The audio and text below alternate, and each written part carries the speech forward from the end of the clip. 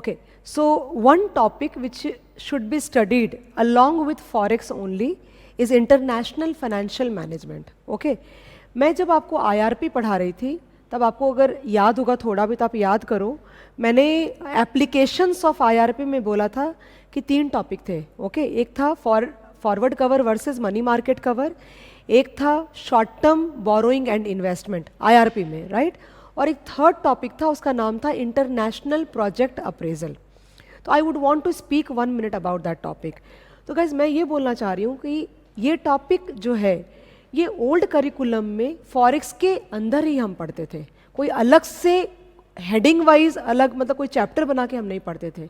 Okay, लेकिन जब new curriculum आया तो इंस्टीट्यूट ने इसको एक अलग से नया टॉपिक ट्रीट किया. मैं क्या करती हूँ पढ़ाते समय, फॉरेक्स पढ़ाते समय भी पढ़ाती हूँ और अलग से भी ट्रीट करती हूँ ताकि कोई स्टूडेंट को ये ना लगे कि ये टॉपिक हमने ठीक से पढ़ा नहीं है. ओके, तो when I am teaching this topic, all the students new हो चाहे ओल्ड हो, मैंने ओल्ड वालों को भी पढ़ाया है, अभी भी पढ़ा रही हूँ. ओल्ड वालों के बुक में भी ये सम है. अगर पुराना आप निकाल के मटेरियल देखोगे, जो सम मैं आज कराने वाली हूँ ये उनके भी RTP में था, आज से 5 साल पहले की बात कर रही हूँ. और जो न्यू मॉड्यूल आई है न्यू करिकुलम वालों की, उस मॉड्यूल में भी ये सम है. तो मैंने एक ऐसा सम चूज़ किया जो मैं दोनों को कैटर कर पाऊँ. ओके, बगर आगे बढ़ने के पहले इंटरनेशनल फाइनेंशियल मैनेजमेंट क्यों इंपॉर्टेंट है और हम क्यों हम अलग से पढ़ना चाहिए हमें, उसके बारे में डिस्कशन बहुत ज़रूरी है. तो आप यहाँ पे आपको ध्यान देना पड़ेगा. एज फॉरेक्स में भी डिस्कस किया कि अगर आप लोकल कंट्री में पैसे इन्वेस्ट करते हो या बोरो करते हो या जो भी करते हो तो वो इतनी काउंटिंग में नहीं आता, वो नॉर्मल माना जाता है, राइट. लेकिन अगर खास करके जब कोई प्रोजेक्ट की बारी हो, प्रोजेक्ट्स जब भी लगाते हैं वो कोई शॉर्ट टर्म के लिए नहीं होता, ज़्यादा करके वी अज्यूम दैट कि वो लॉन्ग टर्म के लिए होगा. May be the maturity will be more than at least 1 year. Okay, तो अगर आप इंडिया, सपोज इंडिया का एग्जांपल अगर मैं लेती हूँ, तो अगर इंडिया के अंदर आप अगर प्रोजेक्ट लगाते हो तो वो एक नॉर्मल कैपिटल बजटिंग में आप पढ़ोगे. आप कैश फ्लोस को डिफाइन करोगे, कैलकुलेट करोगे, NPV कैलकुलेट करोगे, IRR कैलकुलेट करोगे, and depending on the viability project लगाना चाहिए क्या नहीं लगाना चाहिए आप वो डिसाइड करके बताते हो. लेकिन अगर कोई प्रोजेक्ट आप किसी फॉरेन कंट्री में लगाते हो या कोई फॉरेन नेशनल अपनी कंट्री में कोई प्रोजेक्ट लगाता है तो वो फिर एक नॉर्मल कैपिटल बजटिंग के अंदर नहीं पढ़ते. अपन capital budgeting with foreign exchange implication उसके अंदर में अपन पढ़ते हैं. तो what I am trying to tell you is that कि इतना कोई डिफिकल्ट टॉपिक नहीं है, सिर्फ फ़र्क इतना आएगा कि वो जो कैश फ्लोज होंगे वो फॉरेन करेंसी में होंगे. अगर अपन वहाँ लगाते हैं तो भी फॉरेन करेंसी में होगा, और अपने को ये देखना है कि वो पैसे जो वहाँ पे हैं जब अपन इंडिया में लाऊं वो पैसे, तो मेरे को NPV मेरा वायबल होना चाहिए. सिमिलरली अगर फॉरेन का कोई इंसान या इन्वेस्टर इंडिया में पैसे लगाता है उसकी कैश फ्लोज भी फॉरेन करेंसी में होगी, और जब वो पैसे अपने देश लेके जाएगा उसको भी वायबिलिटी बैठनी चाहिए. So this is the main and the core agenda of this topic actually, to be very precise.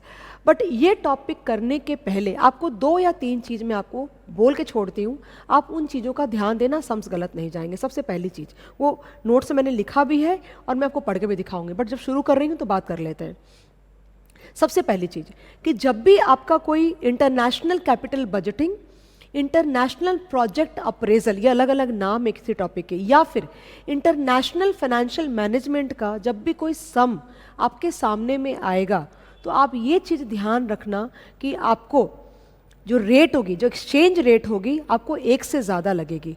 Spot 0 का वो देंगे, लेकिन अलग अलग साल का वो आपको मोस्टली 99% नहीं देते. ओके, और प्रोजेक्ट जो भी होगा उसकी मैच्योरिटी 1 साल से ज़्यादा होगी, तो आपको कैश फ्लोस को होम करेंसी में कन्वर्ट करना पड़ेगा, और कन्वर्ट करने के लिए आपको एक्सचेंज रेट लगेगी जो कि आपको दिया हुआ नहीं है सब में. तो आप कैसे करोगे, तो either you will use IRP F/S is equal to 1 + IA divide by 1 + IB. N इसलिए नहीं ले रही हूँ क्योंकि कैपिटल बजटिंग में पैसा एक साल में ट्रांसफ़र होगा, मैच्योरिटी हमेशा 1 साल होगी ज़्यादा करके, इसलिए N का एडजस्टमेंट नहीं आएगा. It will be 1 + IA by 1 + IB. अगर सम में आपको 2 इंटरेस्ट रेट दे रखे हैं तो आप F/S 1 + IA 1 + IB, जहाँ पे IA and IB will be the interest rate of the 2 countries, वो आप यूज़ कर लेना. अगर आपको दो इंटरेस्ट रेट नहीं देके दो इन्फ्लेशन रेट्स दिए हैं, तो आप परचेजिंग पावर पैरिटी को यूज़ करके आप forward rate for year 1, forward rate for year 2, forward rate for year 3, forward rate for year 4 and so on आप कैलकुलेट करोगे। लेकिन वहाँ पे IA और IB आपके इंटरेस्ट रेट नहीं होंगे, रादर आपके दो देश के इन्फ्लेशन रेट्स होंगे। ये पॉइंट आप ध्यान में रखना। ओके, दूसरा आप इस चीज़ का ध्यान देना कि डिस्काउंटिंग करने के लिए उन्होंने क्या दे रखी है रेट। इस समय जब मैं आपको पढ़ाऊंगी तो उस पर डिस्कशन और थोड़ा ज़्यादा करेंगे, लेकिन ब्रॉडली बिफोर गोइंग अहेड थोड़ा डिस्कशन ये करते हैं कि क्या क्या प्रॉब्लम्स आ सकती है अगर मैं सपोज फॉर एग्जांपल US में इन्वेस्ट करूं तो, या फिर US का कोई बंदा इंडिया में इन्वेस्ट करे तो। गाइस, अगर आपने US में पैसे इन्वेस्ट कर रखे हैं तो वहाँ की पॉलिटिकल सिनेरियो आपके कैश फ्लोज को, आपके बिजनेस को अफेक्ट करेगी, पॉइंट नंबर 1। पॉइंट नंबर 2, जब वो पैसा आप यहाँ से वहाँ से इंडिया लाओगे तो आपका एक्सचेंज रेट फ्लक्चुएशन में या तो आपकी जो इन्फ्लोज है वो बढ़ जाएगी या फिर कम हो जाएगी। यहाँ पे बात बढ़ने या कम होने की बात नहीं है, यहाँ पे बात है स्टेबिलिटी की। मुझे ज़्यादा नहीं चाहिए, but I would not want to have a deviation in my cash flows, but आपका अफेक्ट तो होगा पैसा। ओके, नंबर 3, आपकी जो डिस्काउंटिंग फैक्टर होगा वो आपको ध्यान देना है कि वहाँ की जो लोकल रेट है और वहाँ का जो लोकल रिस्क प्रीमियम है या वहाँ के लोकल लोगों का जो एक्सपेक्टेशन है वो उस डिस्काउंटिंग फैक्टर में रिफ्लेक्ट होना चाहिए। Point number 3। Point number 4, that the macro microeconomic variables of every country is different. For example, interest rate, GDP growth rate, fiscal deficit, monetary deficit, inflation rates, balance of payment, export import, ये सारे macro microeconomic variables हर country के अलग अलग होते हैं। और अगर आपका पैसा वहाँ लगा हुआ है, आपकी वहाँ पे इन्वेस्टमेंट हुई हुई है, तो आपके बिजनेस को ये फैक्टर्स वहाँ के अफेक्ट करेंगे। ओके, तो ये सारी चीज़ें इंटरनेशनल कैपिटल बजटिंग में अपन कंसीडर करते हैं। Let's come to the topic and try to take a read of the theory. ये सारी बातें मैंने लिख के दी है आपको। Multinational capital budgeting stands for long term investment like a project and but outside the country there are various factors and complexities involved in a foreign project in the comparison to domestic project. There would be various factors affecting the cash flows of a foreign project. Some of them are: the cash flows of a project would be affected tremendously due to exchange fluctuation. Very important point, because अगर आप अच्छा कमा भी रहे हो मगर अगर exchange rate खराब हो गई तो आप इफेक्टिव इनफ्लो आपका कम हो जाएगा। इसलिए exchange rate would be a very important factor in deciding your NPV. There is a huge amount of political risk involved with respect to the foreign cash flows. Of course, आपका किसी country के साथ में relationship अच्छा चल रहा है जब आपने प्रोजेक्ट लगाया, हो सकता है during the life time of the project आपके रिलेशन अगर खराब हो गए या कुछ और हुआ तो आपके वहाँ का जो बिजनेस है वो भी अफेक्ट होगा और आपके कैश फ्लोज जो कि रिपैट्रिएट होंगे बैक टू इंडिया वो भी अफेक्ट होगा। Okay, now there could be restrictions involve with respect to the repatriation of the cash flows.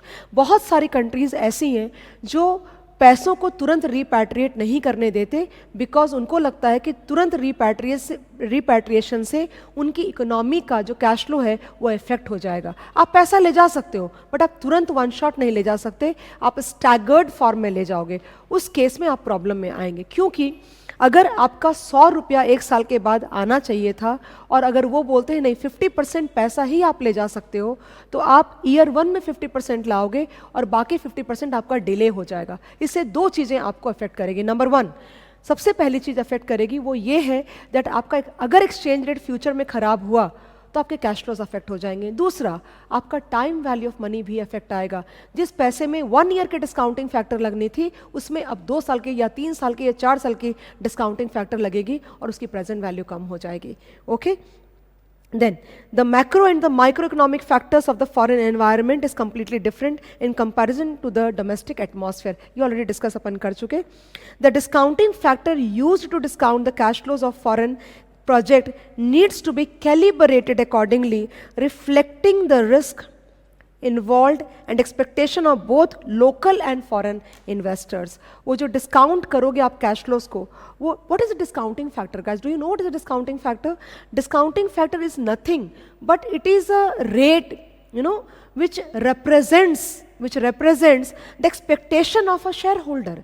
तो जो शेयर होल्डर की जो एक्सपेक्टेशन होगी वो बहुत सारी चीज़ों से अफेक्टेड है, सिर्फ किसी एक चीज़ से अफेक्टेड नहीं है। तो मेरा ये बोलने का मतलब है कि जब आप वो रेट को डिसाइड करो, जब आप वो रेट को बनाओ, तो आपका वो जो रेट है वो आपकी सारी चीज़ों को रिप्रेजेंट करना चाहिए, वरना जो आपने एनपीवी निकाला है वो सही नहीं माना जाएगा। Okay, in order to appraise a foreign project we can use net present value method, ये आप ऑलरेडी जानते हो।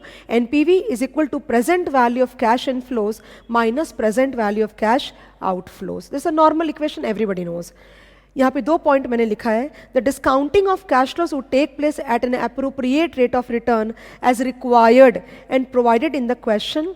One of the very important adjustment that the question would provide, that real cash flows and nominal discounting factor। कहने का मतलब ये है cash flows और डिस्काउंटिंग फैक्टर, ये 2 इंपॉर्टेंट आपके कैलकुलेशन में आपका डेटा होगा। तो आप ध्यान देना, अगर आपके कैश फ्लोज में इन्फ्लेशन नहीं है मतलब वो रियल है, और आपका डिस्काउंटिंग फैक्टर अगर नॉमिनल है मतलब उसके अंदर डिस्काउंटिंग फैक्टर है, तो मेरे कहने का मतलब यह है कि कैश फ्लोज और डिस्काउंटिंग फैक्टर या तो दोनों रियल होने चाहिए या फिर दोनों नॉमिनल होने चाहिए। अगर उन्होंने सामने से कुछ नहीं लगा लिखा है, इसका मतलब यह है कि वो नॉमिनल है। अगर उसमें इन्फ्लेशन नहीं होगा तो वो बोलेंगे real discounting factor without inflation something, वो कुछ तो बोलेंगे। By default both cash flows and discounting factor are nominal, मतलब उसमें इन्फ्लेशन है। अगर एक में नहीं है तो आप उसको या तो नॉमिनल बनाओ या तो दोनों को आप रियल बनाओ। A nominal cash flow would be discounted with a nominal rate and a real cash flow would always be discounted with a real rate. Just remember. यहाँ पे लिखा है मैंने already, I have already written this part. Also the exchange rate for the future is not provided, the question must provide information on either interest rate or inflation rates. Accordingly, PPP or IRP can be used to compute the future spot value. Very important this point. मतलब अगर मैं international financial management का सम जब भी देखती हूँ ना, तो मैं सबसे पहले 2 चीज़ें वर्किंग नोट के लिए ढूंढ लेती हूँ। नंबर 1, उन्होंने एक्सचेंज रेट दिया है क्या, नहीं दिया है तो working note number 1। Discounting factors properly हैं क्या, अगर दिया है तो गिवन करके लिखती हूँ, अगर नहीं दिया तो कैलकुलेट करना पड़ेगा, उसके बाद ही आगे सम को आगे बढ़ाती हूँ, उसके बिना आगे नहीं बढ़ती। ओके, आगे बढ़ रहे हैं। एक क्वेश्चन मैंने लिया है, ओल्ड वालों के लिए भी एप्लीकेबल है, न्यू वालों के लिए भी एप्लीकेबल है। Opus Technologies limited, I would advise, जैसे मैंने बाकी चैप्टर्स में भी बोला है, कि आप पॉज करके पहले पूरे सम को आप पढ़ो 2 बार 3 बार जो भी आप पढ़ना चाहते हो, उसके बाद आप लेक्चर को ऑन करो और फिर मेरे साथ पढ़ो। वरना अगर 1 शॉट पहली बार मुझसे पढ़ के अगर आप सोल्यूशन में जाओगे तो आपको कनेक्ट नहीं आएगा।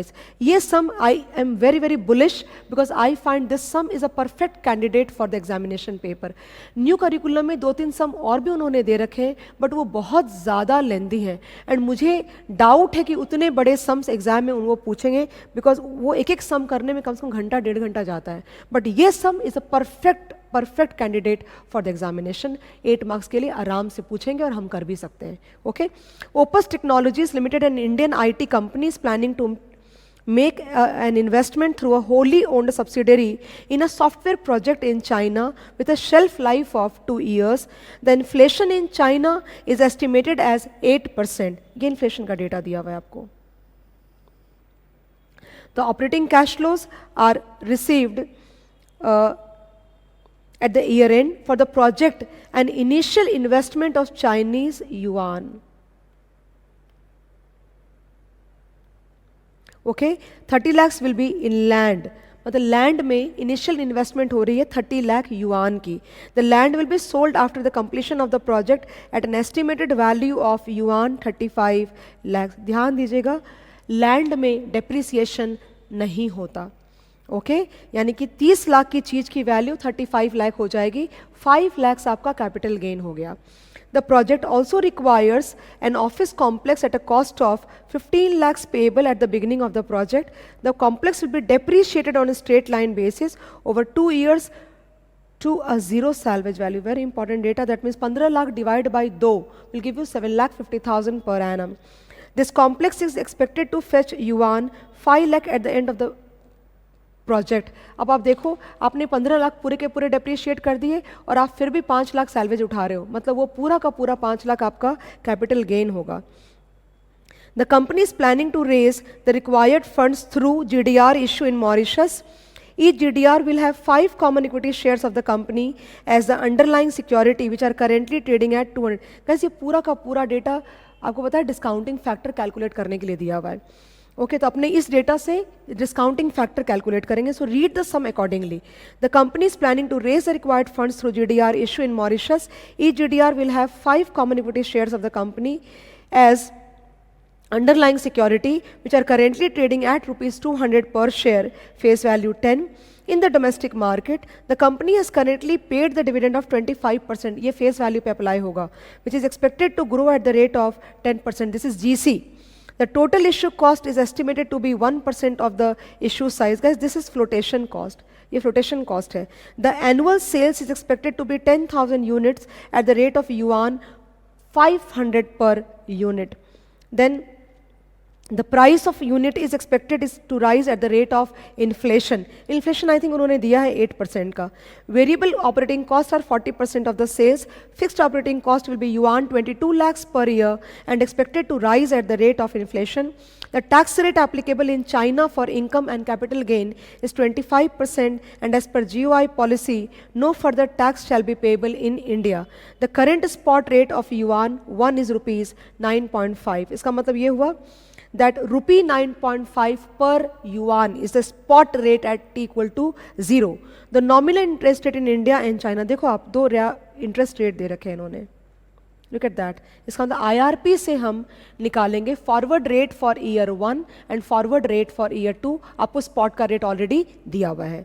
Okay, you are required to identify expected future cash flows in China and determine the NPV of the project in yuan.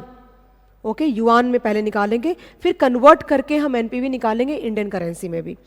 Determine whether Opus technology should go for the project और not, assuming that there is restriction on the transfer of funds from China to India nor any charges और taxes payable on the transfer of funds. मतलब एक NPV निकालना है yuan में और एक NPV निकालना है आपको रुपीज़ में. सम को आगे बढ़ाने के लिए एक नॉर्मल दिमाग आप लगाना. सबसे पहले हमें वर्किंग नोट बनाना चाहिए. तो मेरा पहला वर्किंग नोट आएगा computation of post tax salvage value for land and computation of post tax salvage value for office. बस 3 तरह के कैश फ्लोज बनते हैं कैपिटल बजटिंग में. Number 1, of initial cash outflow. Initial तो 30 लाख जाएगा लैंड का और 15 लाख जाएगा ऑफिस का. मतलब टोटल आउटफ्लो 0 पे होगा युआन 45 लाख. उसके बाद ऑपरेटिंग कैश फ्लो, बिजनेस चालू होगा तो आपके बिजनेस में कैश फ्लोज की जनरेशन होगी, वो हुआ ऑपरेटिंग कैश फ्लो. 2 साल के बाद जब आपका प्रोजेक्ट बंद होगा तो आप अपने सारे फिक्स्ड एसेट को मार्केट में सल्टाएंगे और वर्किंग कैपिटल का पैसा आपको रिकवर होगा. वो बोला जाता है टर्मिनल कैश इनफ्लोज. तीनों को कंबाइन करोगे तो net cash flows discounting NPV.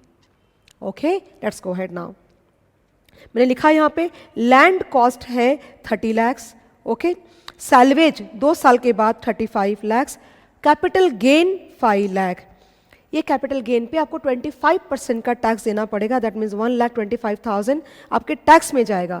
तो 5 लाख माइनस 1,25,000 आपका कैपिटल गेन हुआ 3,75,000 का. ओके, तो आपके हाथ में कितने पैसे आएंगे? आपके हाथ में आएंगे 35 लाख माइनस 1,25,000. क्यों? बिकॉज आपका लैंड बिकेगा 35 लाख में, उसमें से 5 लाख कैपिटल गेन है जिसके ऊपर 1,25,000 का हम लोग टैक्स दे रहे हैं. तो 35 लाख में से 1,25,000 माइनस करोगे तो आपके हाथ में आएंगे 3,375 सेकेंड ईयर के एंड पे. ये है post tax salvage value for land. Okay, same for office, but land पे डेप्रिसिएशन नहीं होता, ऑफिस पे होगा. Office cost 15 lakh. Book value on maturity 0. उन्होंने बोला कि आप पूरा का पूरा डेप्रिशिएट करो. यहाँ लिखा भी मैंने 100% depreciation. Salvage value on maturity फिर भी 5 लाख मिल रहा है. ओके, आपने ऑफिस को अपने बुक्स में पूरा डेप्रिशिएट कर दिया, बट आपके आपने जब बेचा उसको तो फिर भी 5 लाख मिले, वो पूरा का पूरा कैपिटल गेन हो गया। इस केस में बुक वैल्यू 0 है और सैल्वेज वैल्यू 5 लाख है। Okay, here capital gain 5 lakh, tax देंगे 125, 5 लाख में आपका ऑफिस जो सैल्वेज है वो बिकेगा। एक 25 का टैक्स देने के बाद आपके हाथ में आएंगे 5 lakh minus 1,25,000, 3,75,000 guys. Land depreciate नहीं होता, ऑफिस होता है। अभी एक और नोट चाहिएगा, वो है GDR इशू का। ओके, तो यहाँ पे जो रेट अपने को निकालनी है वो हो जाएगा KE, आपको दिखाती हूँ मैं करके। KE is equal to D1 divided by P0 minus F, okay, plus G। याद करो एक फॉर्मूला था आपका, KE is equal to D1 by P0 plus G। Okay, ये आपका फॉर्मूला था, याद करना, आपने IPCC सीएंटर में भी पढ़ा था। लेकिन अगर फ्लोटेशन कॉस्ट हुआ तो बेसिकली आप क्या करोगे, मतलब क्या हुआ कि वो फ्लोटेशन कॉस्ट माइनस करना पड़ेगा। क्यों? आपके हाथ में वो पैसे नहीं आ रहे, उससे आपका कॉस्ट बढ़ता है। मतलब आपका समझो कि कितने में आपका GDR इशू है, देखो आप यहाँ पे लिखा हुआ है 200 शायद से लिखा हुआ है, तो maybe that 200 thing maybe, okay, so 200 आपका प्राइस है एक स्टॉक का, उसमें से 1% काट के आएगा, 200 minus 1% will give you 198। Okay, और D1, तो D1 by P0 plus G करते हैं अपन, या फिर आप बोलो P0 का जो फॉर्मूला होता है P0 is equal to D1 divide by KE minus G, उसको ही आप अरेंज करोगे तो आपको ये फॉर्मूला मिल जाएगा गाइस। लेकिन अगर फ्लोटेशन कॉस्ट होगा तो नीचे माइनस F होगा, because your effective inflow goes down, your cost will increase. So by that calculation we are going to get here 2.5. कहाँ से है 2.5? Look at here, dividend D0 is ₹10 into 25%, if I'm not wrong. This gives me rupees. मैंने बोला था this will be applied on face value. Okay, and the growth rate GC is equal to 10%. So by default आप क्या करोगे, 2.5 into 1.10, the whole divided by 200 minus 1%, and the whole plus 0.10.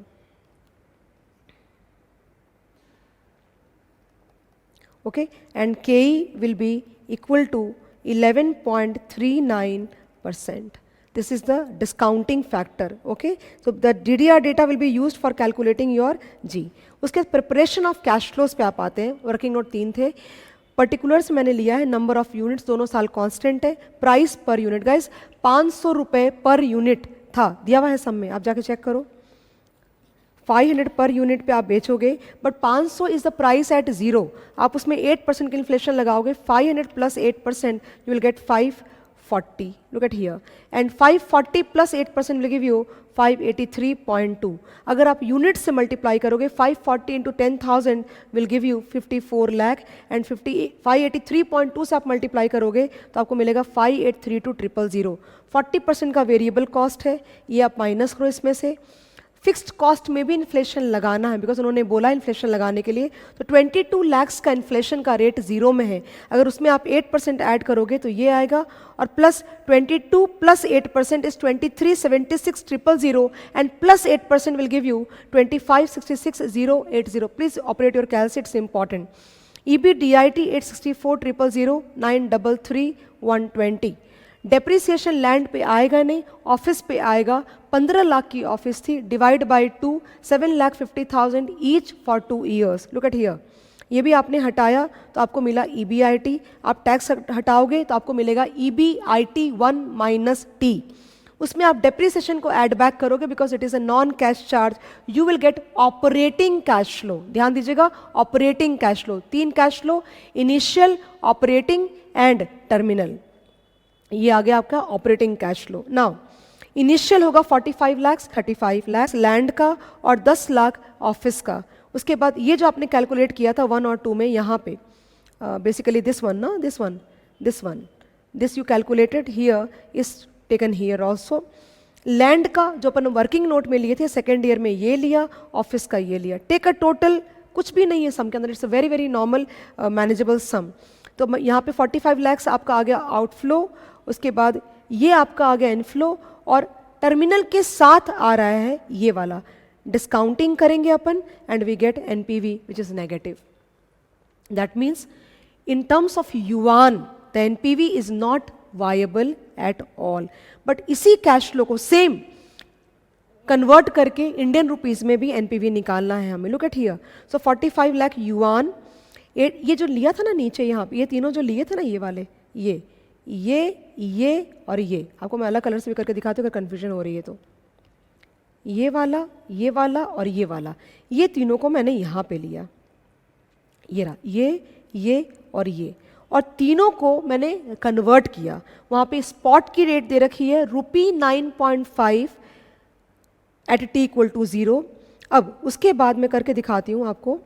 So spot is ₹9.50 पर, okay, then expected spot for year 1 या फिर F1 आप बोलो, एक ही बात है, will be equal to 9.50.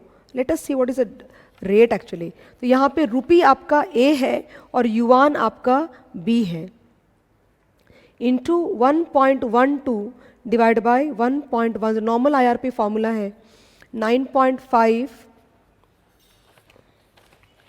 into 1.12 divide by 1.10, normal S into 1 plus IA divide by 1 plus IB, we get 9.67। आप देखो यहाँ कैलकुलेशन करी हुई ऑलरेडी 9.67, एंड 9.67 में वापस से आप 1.12 मल्टीप्लाई करो और 1.10 से डिवाइड करोगे तो आपको मिलेगा 9.85।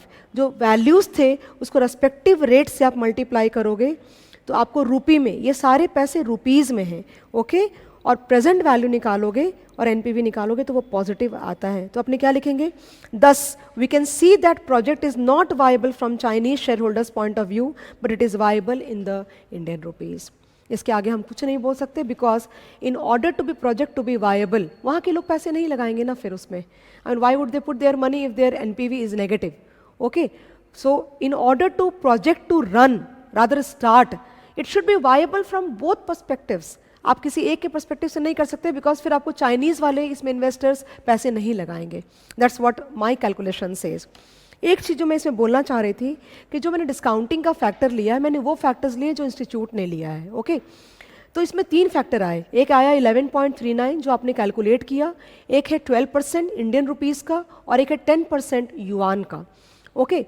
तो बेसिकली कुछ बच्चे मेरे को ये भी बोलते कि मैम एक्चुअली 11.39 से आपको इंडियन कैश फ्लोस को डिस्काउंट करना चाहिए था, ना कि युआन को, रादर युआन को आपको 10% से करना चाहिए था। उनकी बात बिल्कुल भी गलत नहीं है, but I would not want to change the rates for the sake of like changing the whole sum then, but what I want to tell you is that कि इसमें क्योंकि उन्होंने जीडीआर का डेटा दिया था इसलिए मुझे कैलकुलेट करना पड़ा और लगाना भी पड़ा। आइडियली अच्छा होता अगर हम 10% से युआन के कैश फ्लोस को डिस्काउंट करते और 11.39 से इंडियन रुपीस को करते, या फिर 11.39 लेते ही नहीं, 10 से युआन का करते और 12 से हम रुपीस का करते। तो don't put your head into that at all, just do, I mean क्या डिस्काउंटिंग फैक्टर यूज़ करना है कैश फ्लोस को डिस्काउंट करने के लिए, वो इतना बड़ा डिस्कशन पॉइंट नहीं है actually.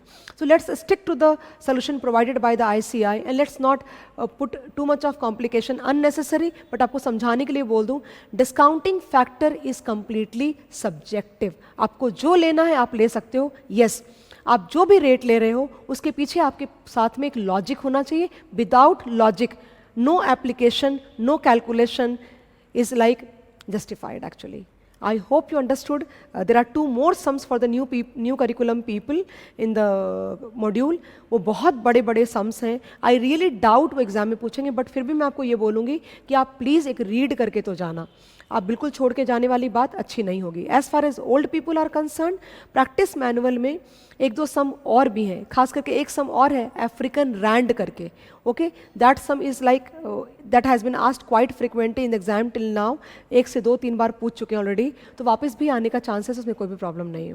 I hope I was like fair and I tried to justify in the given constraint of time. Thank you so much.